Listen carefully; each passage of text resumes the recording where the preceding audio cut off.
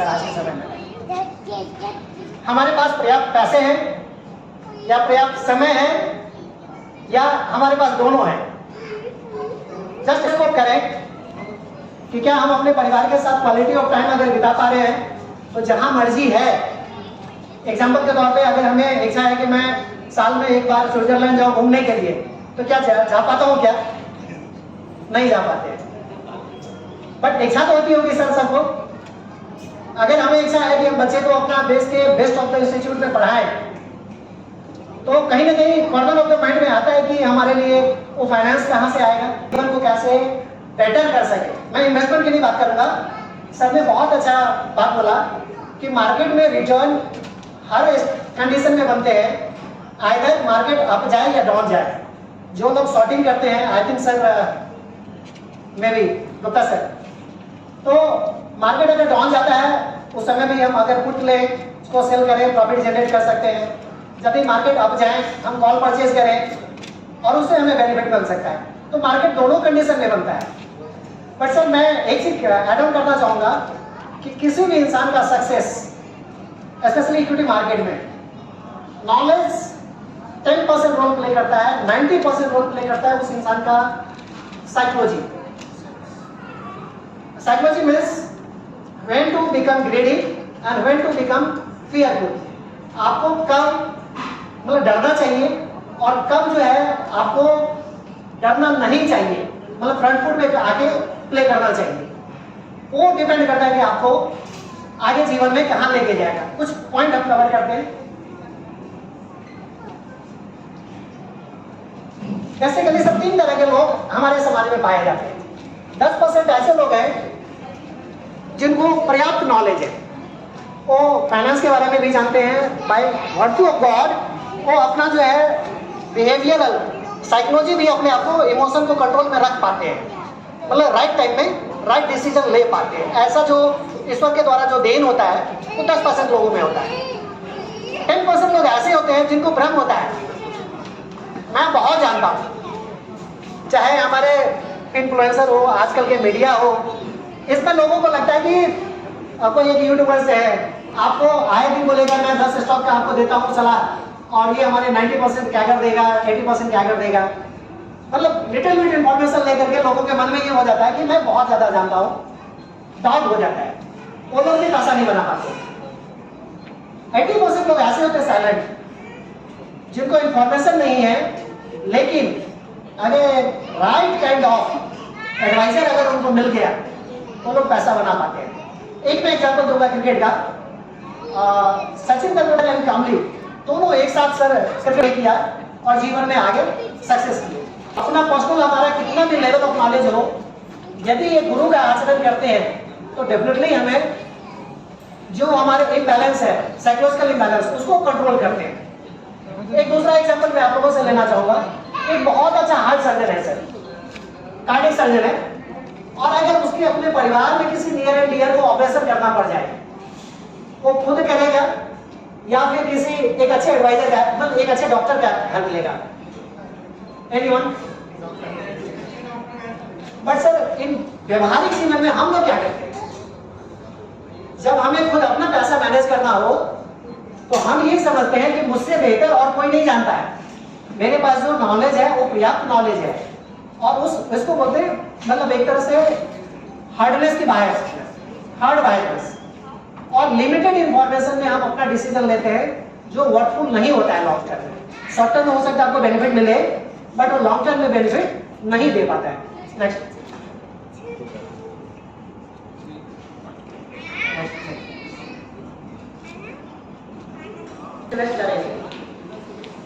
जैसे मार्केट गिरने लगता है तो हमारा साइकोलॉजी हो जाता है यार चलो ये इट इज राइट टाइम। जैसे मार्केट अब रिवर्स बैक कि बहुत नीचे अब आ गया, मुझे इमीडिएट अभी इन्वेस्टमेंट करना है, इमीडिएट 24 मार्च को मार्केट जब अप जाने लगा तो हमें फियर ऑफ लॉस दिखने लगा, इन्हें मैंने तो अपॉर्चुनिटी मिस कर दिया। तो सर ने बहुत अच्छा पॉइंट कवर किया कि मार्केट को हम टाइमिंग नहीं करना चाहिए, मार्केट में यदि हम टाइम दें तो हमारा वेल्थ बन पाता है।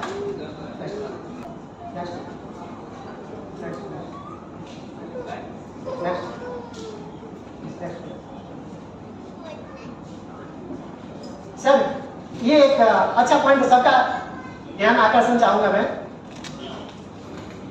सर आजकल हम जब परिवार में अगर मान लें कि 2 जने हैं, वैसे बच्चे भी 2 होते हैं, बच्चे एजुकेशन के लिए चले गए, 2 जनों का सर 3 टाइम का खाना कितना होगा? एक एवरेज मैं मान के चलता हूँ 300 टाइम हो जाएगा क्या घर में बनाएंगे तो? अगर मान लीजिए हम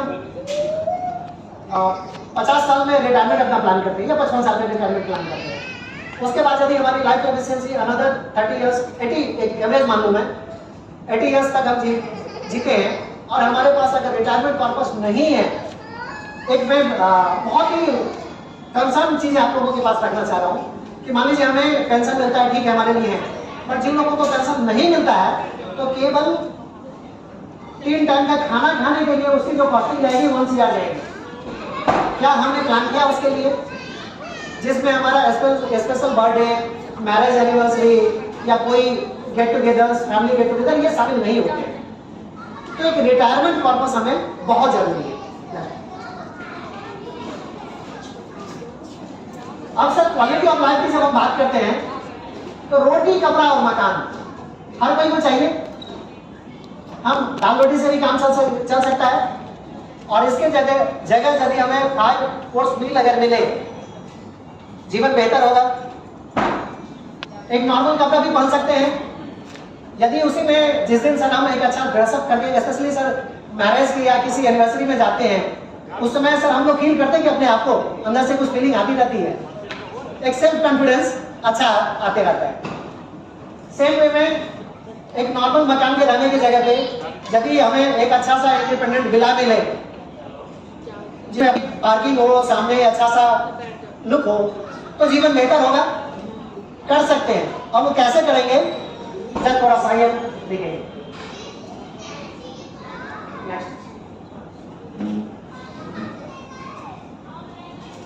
नेक्स्ट सर एक इंपॉर्टेंट पॉइंट आप लोगों के पास रखना चाहूंगा।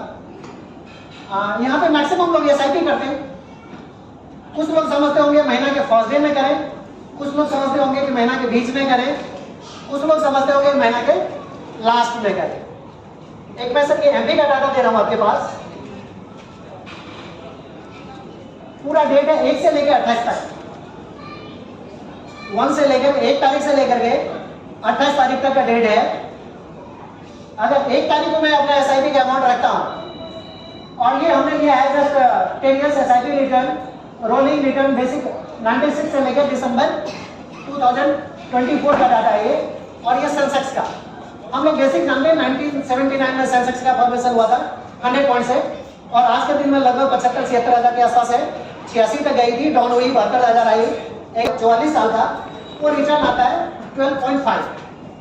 लेकिन यदि आप सेंसेक्स में लगे तो इसमें एवरेज रिटर्न जो है, सेंसेक्स की बात कर रहा हूं, अगर 1 तारीख को अगर पैसा लगाए तो 15.63 का रिटर्न है, और अगर 28 तारीख को पैसा लगाए तो वहां भी 15.61% का रिटर्न है, और अगर मान लीजिए 15 तारीख को लगाते हैं तो 15.62% का रिटर्न है।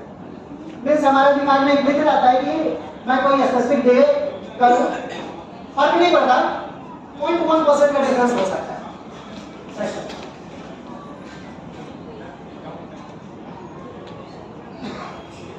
दूसरा एक होता है कि एसआईपी का प्रकार मैं आप लोगों के पास रखना चाहूंगा। एसआईपी सर हम डेली कर सकते हैं, वीकली कर सकते हैं, मंथली कर सकते हैं। उसका डाटा मैं आपके पास रखा हूं। यदि हमने 100 रुपीज का एसआईपी किया और वो डेली रखा, ये भी दिया है सर 96 से लेकर के 2024 तक के बीच में 1000 रुपया का एसआईपी का वैल्यूएशन है।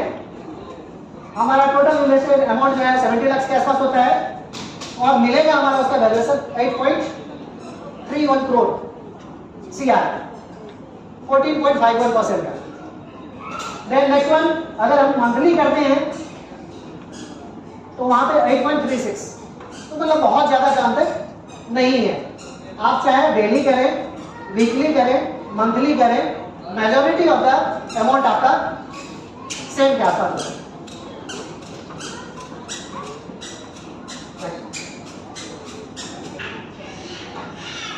एक मैं निफ्टी का सर एक डाटा आपसे शेयर करना चाहूंगा।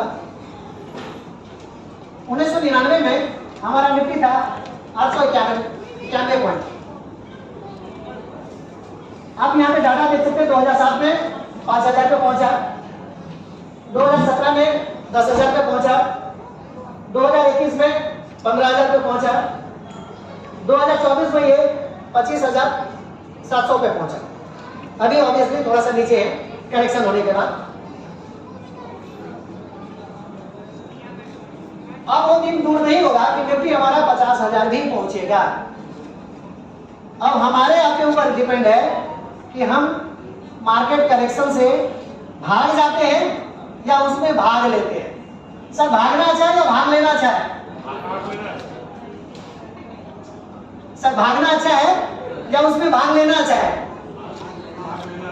But majority of the people क्या करते हैं, मार्केट यदि थोड़ा सा भी करेक्शन हुआ तो उसे भाग लेते हैं, मतलब भाग जाते हैं, भाग नहीं लेते हैं। जिन लोगों ने उसमें पार्टिसिपेशन किया उनकी वेल्थ बनी।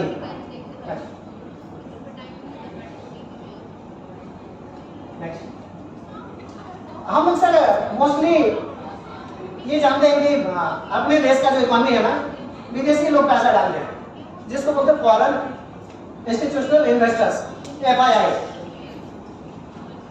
इस बीच में कुछ डाटा मैं आपको बहुत ही एस्टोनिश डाटा मैं शेयर करूंगा आपसे। 2014 में, ज्यादा नहीं, आज से हार्डली 10-12 साल पहले, जो हमारे domestic institutional investor for example यहाँ पैसा डालते हैं, FD करते हैं, या हमारा जो सदर बेनिफिट का पैसा था तो कहाँ डालता है? सारे यही पे आगे डालता है, सारे इक्विटी मार्केट में आता है। वहां से 12-14-15% अर्न किया, उसमें से बाकी उसके मैनेजमेंट की कॉस्टिंग जाती है, हमारे आपको 7-7.5% पकड़ा देता है। तो क्या ये जो बीच का 7% है हमें लेना चाहिए कि नहीं लेना चाहिए? उसका एक ही तरीका है सर, इसमें भाग लीजिए, पार्टिसिपेशन करिए, और ये पार्टिसिपेशन अपने से ना करें, one of the best option होगा। जो भी आपके कंसर्न में एक अच्छा एडवाइजर हो या कोई आपके कलीग हैं जो फाइनेंस से जुड़ा हो, वो आपको हेल्प कर सकता है। अभी इसका डाटा सर देखिए, सितंबर 2025 का डाटा है। अर्लियर जो गैपिंग हुआ करता था 24%, 25% का डिफरेंसेस है। राइट नाउ सर कितने की गैपिंग रह गई? विदेशी वालों का पैसा और हमारे अपने इंडियन लोगों का पैसा के बीच में अप्रॉक्सिमेटली 1.7%। अब बहुत अच्छा एक डाटा आगे मैं शेयर कर रहा हूँ। नेक्स्ट आगे, यस सर, हम सभी लोग SIP करते हैं। ये मैं डाटा दे रहा हूं 2024 में 26,000 करोड़ का केवल SIP बुक था। आज के डेट में वो 32,000 करोड़ पे पहुंच चुका है। मतलब हमारे देश में हमारे आपके जैसे रिटेल इन्वेस्टर्स जो है, एक महीना में म्यूचुअल फंड में लास्ट मंथ के अप्रैल का डाटा मैं दे रहा हूं आपको, ये स्लाइड अपडेटेड नहीं है, 32,000 करोड़ केवल हमारे आपके जैसे लोग ने केवल SIP के द्वारा म्यूचुअल फंड में पैसे पार किए। परिणाम ये हुआ कि जब दुनिया के मार्केट क्रैश हुए, कहीं 12%, कहीं 15%, कहीं 16%, कहीं 18%, 20%, आपके पास DII वालों ने, मतलब डोमेस्टिक इन्वेस्टर ने उसको होल्ड अप कर रखे हैं, और परिणाम ये है कि हम एक स्टेबल बनेंगे। एक ये बेसिकली डाटा है, इसमें कुछ major concerns, please pay attention. 2001 में .com बबल हुआ था, मार्केट अप्रॉक्सिमेटली 41% क्रैश पर करेक्ट हुआ। देन 2002 में 23% डाउन हुआ, 2004 में 27% डाउन हुआ। जो एक मेजर कंसर्न हुआ था सर 2008 में, ग्लोबल फाइनेंशियल क्राइसिस, हम लोग सभी जानते होंगे, पूरी दुनिया में आर्थिक मंदी आ गई। अप्रॉक्सिमेटली मार्केट में लगभग 59.22%, लगभग 60% के आसपास करेक्ट हुआ। अगर किसी ने 100 रुपया पैसा इन्वेस्ट किया होगा तो उसकी वैल्यूएशन 40 रुपया बची। अब सर ये बताइए, यदि हमारी पैसा हमने 100 रुपया लगाया और हमारे वैल्यू वो 40 रुपया पे आ गए, यहां पे कितने लोग हैं जो टिके रहेंगे?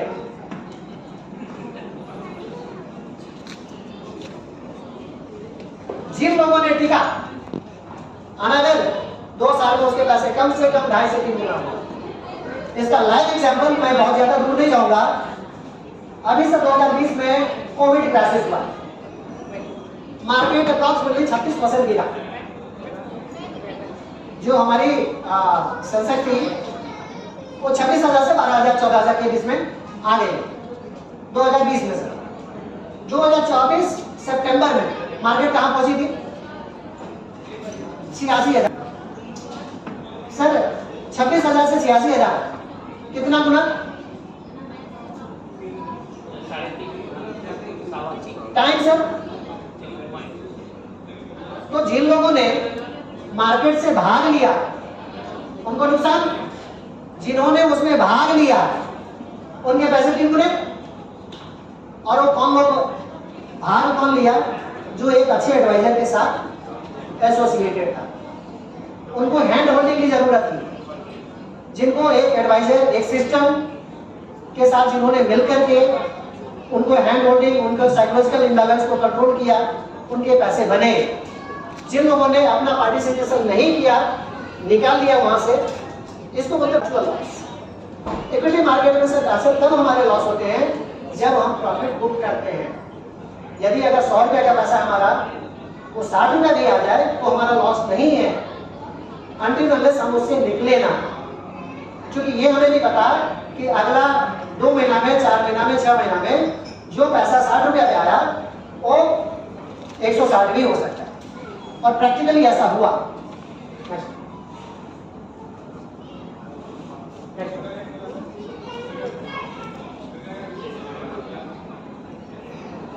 अब सर ये एक मैसेज है सबके लिए, हम अपना इलाज खुद ना करें, डॉक्टर बनने का प्रयास ना करें, एक अच्छा डॉक्टर ढूंढें।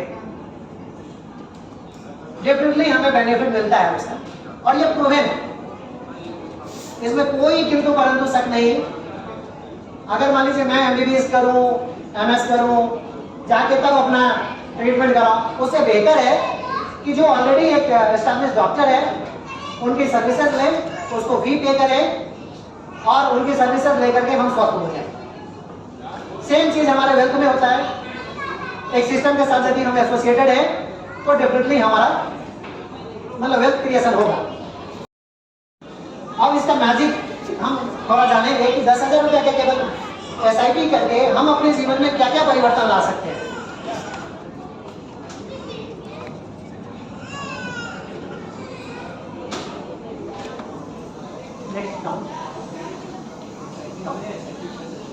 एसआईपी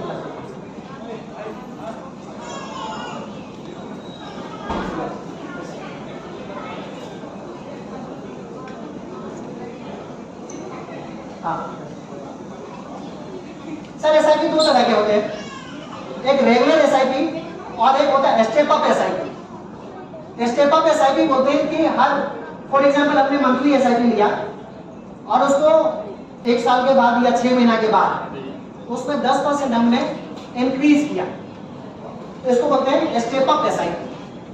अगर हमने इंक्रीज नहीं किया उसको बोलते हैं नॉर्मल एसआईपी। अब स्टेप अप एसआईपी और नॉर्मल एसआईपी में कितना ह्यूज डिफरेंस होता है एक डाटा के साथ हम देखेंगे sir. Down up up page down up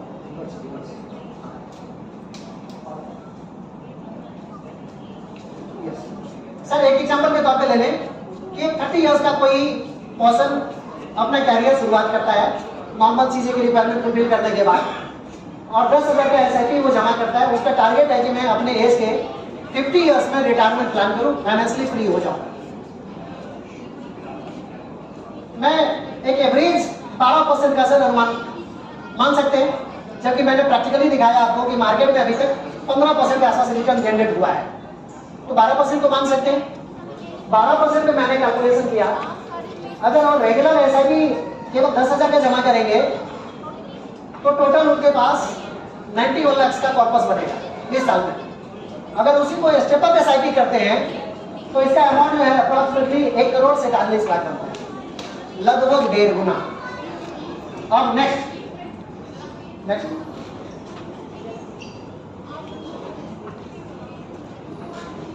आगे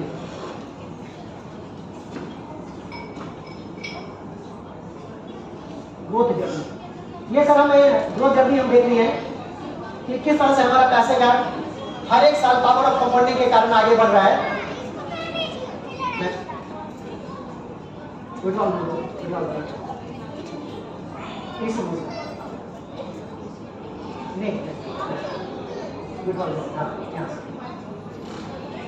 सर यहाँ पे देखिए एक डाटा थोड़ा सा ध्यान से देखिए। हर मंथ हम उनसे 50,000 का एक डाटा रखें कि 50,000 रुपया मैं विड्रॉ करता हूँ एवरी मंथ।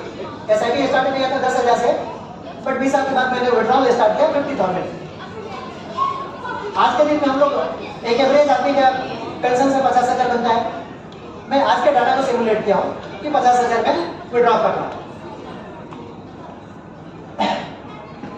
यानी 6 लाख रुपए विड्रॉ करेंगे। अब आप देख रहे हैं 21 साल से लेकर के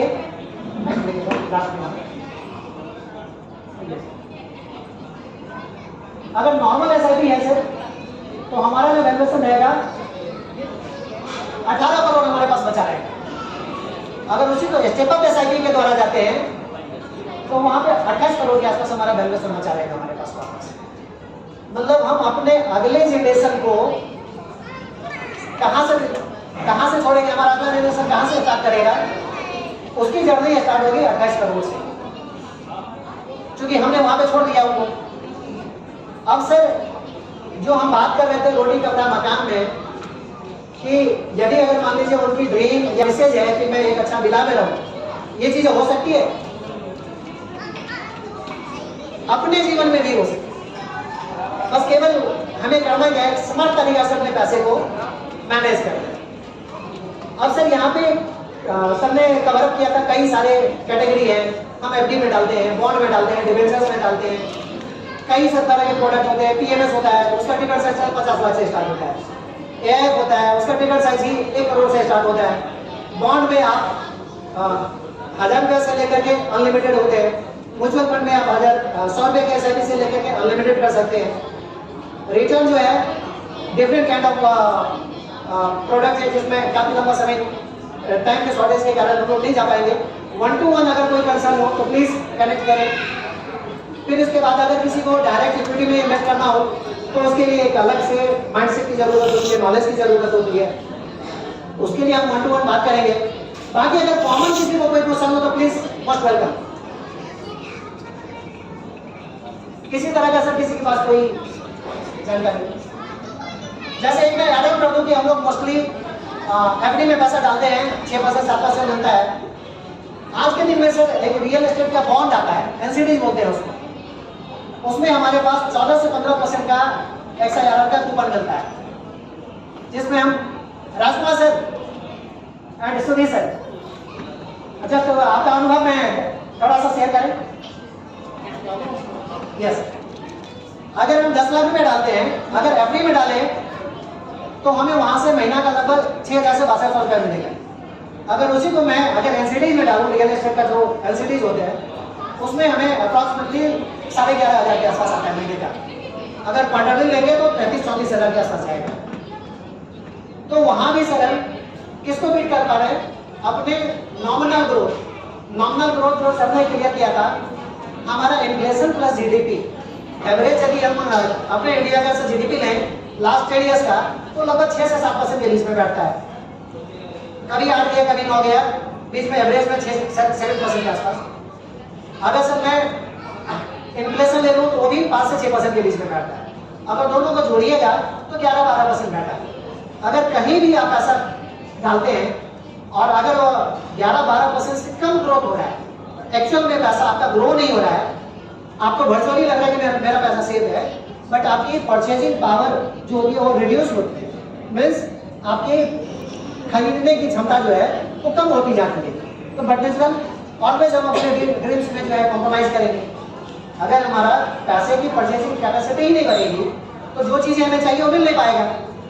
तो इसके लिए जरूरी है कि वहाँ हम पैसे को लगाएं जहाँ पे एटलीस्ट नॉमिनल ग्रोथ जो है 12% से हमें ज्यादा मिले, तब जाकर के एक्चुअल में हमारे पैसे की एक वैल्यू इनहेंस हुई।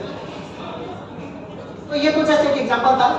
बाकी अगर कुछ इक्विटी में आप डायरेक्ट स्टॉक्स में लोग बोलेंगे मैं 30% का CAGR कर सकता हूँ, 40% कर सकता हूँ, हो सकता है उसकी एक्सपर्टीज हो, बट इन एवरेज दुनिया का जो सबसे बड़ा वॉरेन बफेट इन्वेस्टर जिन्होंने सर ने नाम लिया, उनका जो कैरियर है दैट इज 18%।